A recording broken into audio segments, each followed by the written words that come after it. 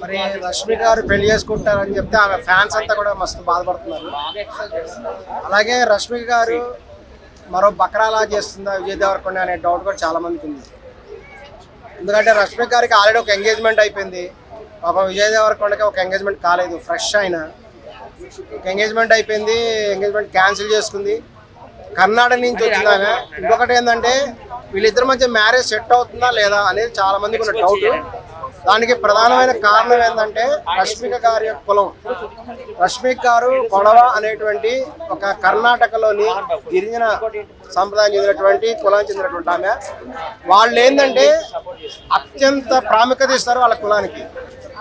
Even Rashmika గారు తమ కులానికి చెందినటువంటి వ్యక్తి పైకి వచ్చారు అని వాళ్ళు చాలా సంతోషంగా ఉన్న సందర్భంలో మరి ఆమె ఏమో కర్ణాటకలో సినిమా ఫీల్డే ఉంది వేస్ట్, ఆంధ్రప్రదేశ్లో సినిమా ఫీల్డ్ చాలా సూపర్గా ఉంటుందని స్టేట్మెంట్ ఇవ్వడం వల్ల, ఆమె చేసిన కామెంట్స్ వల్ల కర్ణాటకలో రష్మిక మీద ఫుల్ గుర్రుగా ఉన్నారు. రష్మిక కనుక కర్ణాటక వస్తే కాళ్ళు ఎరగొడతామని ఆల్రెడీ చెప్పారు. అక్కడ రాజకీయ నాయకులు కూడా వార్నింగ్ ఇవ్వడం జరిగింది. అటువంటి సమయంలో రష్మిక గారికి సపోర్ట్గా నిలిచింది వాళ్ళ కులం వాళ్ళు.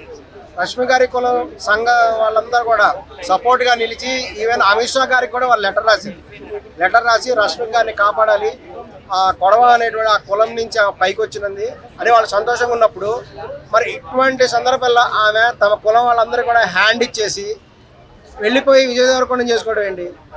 ఎందుకంటే ఆ కర్ణాటక వెనక్కి ఎలా వెళ్ళలేదు, వెళ్తే మటుకు ఆమె కాళ్ళు ఎరగొడతారు. అక్కడ ప్రజలు కూడా ఊరుకోరు. సినిమా ఫీల్డ్ వాళ్ళు చాలా కోపంగా ఉన్నారు రష్మిక గారి మీద, ఒక రకంగా బ్యాన్ చేయడం జరిగింది. మరి ఇప్పుడు తెలుగు ఫీల్డ్లో ఉంది. మరి ఇక్కడ చూసుకుంటే ఇంకెవరు దొరకలేదు. బక్రా ఎవరంటే విజయ్ దేవరకొండ బక్రాలా దొరికాడు. మరి ఇతనితో ఉన్నప్పుడు వాళ్ళ కులం వాళ్ళందరూ ఊరుకుంటారా? వాళ్ళు ఖచ్చితంగా కూడా వాళ్ళ కోపం వస్తుంది. ఎందుకంటే రాక తమ కులం అమ్మాయి పైకి వచ్చినప్పుడు తమ కులం వాళ్ళకి హ్యాండ్ ఇచ్చేసేసి వేరే వాళ్ళు చేసుకోవడం ఏంటి? సో ఖచ్చితంగా వాళ్ళు రియాక్షన్ ఇస్తారు. ఖచ్చితంగా అది వివాదాస్పదం అయ్యే అవకాశం కూడా ఉంది. మరి ఇక్కడ చూసుకున్నట్టయితే విజయ్ దేవరకొండ అనేటువంటి ఆయన పాపం కింద నుంచి పైకి వచ్చిన ఆయన మరి ఈ మధ్యనే సినిమా ఫీల్డ్లో కూడా ఒక సక్సెస్ఫుల్ హీరోగా ఉన్నాడు. కొన్ని సక్సెస్లు వచ్చినాయి. ఈ మధ్య వరుసగా ఫ్లాప్స్లో ఉన్నాడు. ప్రతి సినిమా కూడా ఫ్లాపే అవుతున్నది. మరి ఇటువంటి కండిషన్ ఉన్నప్పుడు రష్మికని పెళ్లి చేసుకుంటే ఏదైనా స్టార్ మారుతుంది అనే ఉద్దేశంతో ఆమె పెళ్లి చేసుకుంటున్నాడా? ఇప్పుడు హడావుడిగా పెళ్లి చేసుకోవడం ఏంది అనేది చాలా మందికి ఉన్నటువంటి డౌట్. ఎందుకంటే రష్మిక గారు గురించి కూడా అందరికీ తెలుసు. ఆమెకు ఎంగేజ్మెంట్ అయితే తన సినిమా కెరీర్ కోసం ఎంగేజ్మెంట్ క్యాన్సిల్ చేసింది. ఆమె అంత పవర్ఫుల్, ఆమెకు సినిమా పిచ్చి అంత ఉంటుంది. మరి అటువంటి ఆమె ఇప్పుడు అకస్మాత్తుగా కూడా విజయ్ దేవరకొండ ఎందుకు పెళ్లి చేసుకుంటుంది? మరి పెళ్లి చేసుకుంటే మళ్ళీ సినిమాలు ఆపేస్తుందా? ఆపేసి ఒక గృహిణిలాగా ఉంటుందా? లేకపోతే ఇంకా కూడా పెళ్లి చేసుకున్నా సరే నటిస్తూనే ఉంటుందా?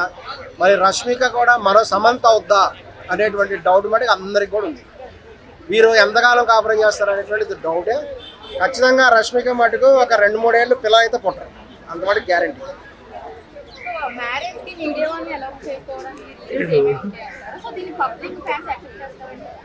అసలు యాక్సెప్ట్ చేయట్లేదు.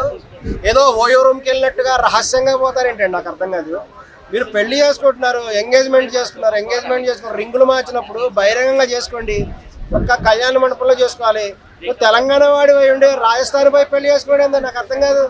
జమ్మూ కాశ్మీర్లో పోయి పెళ్లి చేసుకోలేకపోతే మరి కర్ణాటకలో వెళ్ళైనా చేసుకోవచ్చు కదా. ఇంకెక్కడ దొరకలేదా మీకు? కళ్యాణ మండపాలు ఏదన్నా బుక్ అయిపోయినాయా ఏంది? మరి ఇటువంటిప్పుడు రహస్యంగా పెట్టడము, ఎంగేజ్మెంట్ కూడా కాసేపు నిజమో తెలియదు, అబద్ధమో తెలియదు. రష్మిక ముసిముసి నవ్వులు అవుతుంది, విజయ్ దేవరకొండ సిగ్గుపడతాడు. సిగ్గు చూడక చచ్చిపోతున్నాం మేము. అసలు ఏంది మీరు ఎందుకు సిగ్గుపడుతున్నారు, ఎందుకు దాచిపెడుతున్నారు మాకు అర్థం కావట్లేదు. ఇప్పుడు అకస్మాత్తుగా పెళ్లి అని చెప్తున్నారు, మళ్ళీ అది నిజమో తెలియదు, అబద్ధమో తెలియదు. మరి ఏమైనా సరే అనౌన్స్మెంట్ చేశారు కాబట్టి మన రాష్ట్రంలో తెలంగాణలో హైదరాబాద్లో పెళ్లి చేసుకుంటే బాగుండేది. ఏదైనా విజయ్ దేవరకొండ రాజస్థాన్లో పెళ్లి చేసుకోవడం మటుకు పొరపాటు. ఎందుకంటే ఇదివరకు కొన్ని జంటలు చూసినాం. నిహారిక పెళ్లి కూడా రాజస్థాన్ దగ్గర అయింది. అక్కడ పెళ్లిళ్ళు చేసుకున్న వాళ్ళు ఎక్కువ మంది డైవర్స్ తీసుకున్నారు. మరి ఇది కూడా డౌట్ వస్తుంది. వీళ్ళు ఎంతకాలం కలిసి ఉంటారో మాకైతే నమ్మకమే లేదు. అది మటుకు వాస్తవం.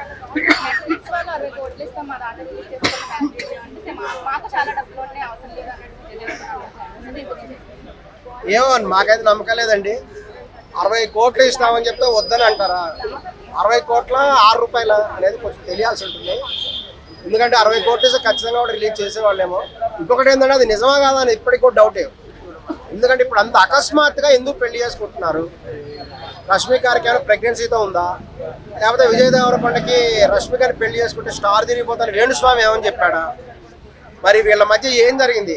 ఎందుకంటే ఆమె ఆల్రెడీ కూడా చాలా పూజలు చేయించింది రష్మిక. కరెక్ట్గా వేణుస్వామి లాంటి వాడు తగిలాడు. ఆమె పూజలు చేయించింది, రకరకాల వామాచారాల్లో నగ్న పూజలు, రకరకాల పూజలు చేయించింది. నిజంగా నా పూజల వల్లే రష్మిక టాప్ హీరోయిన్ అయిపోయింది కదా, ఒక అగ్రశ్రేణి హీరోయిన్ అయిపోయింది, ₹1,00,00,000 సంపాదించింది. మరి ఇప్పుడు విజయ్ దేవరకొండ ఫ్లాప్స్లో ఉన్నాడు కాబట్టి రష్మికని పెళ్లి చేసుకుంటే నువ్వు సక్సెస్ వస్తుందని ఏమని చెప్పారు. ఆ జాతకంలో అలా ఏమైనా ఉందేమో. మరి జాతకం కోసమే విజయ్ దేవరకొండ పెళ్లి చేసుకుంటున్నాడా, లేదంటే కారణం ఏంటి? ఇప్పుడు ఆమె మంచి హీరోయిన్గా ఉంది కదా, ఇప్పుడు అంత అర్జెంట్గా పెళ్లి చేసుకోవాల్సిన రష్మికకి ఏముంది? ఆమె సినిమాలు లేక రిటైర్డ్ అయిపోయి అంటే సరే అనుకోవచ్చు. సో ఏమైనా వీళ్ళిద్దరి మధ్య, రష్మిక విజయ్ దేవరకొండ మధ్య పెళ్లి మటుకు చాలా చాలా సందేహాలు ఉన్నాయి. మరో సమంత అవుద్దా అనేటువంటి డౌట్ మటుకు అందరికి కూడా రష్మిక మీద ఉంది.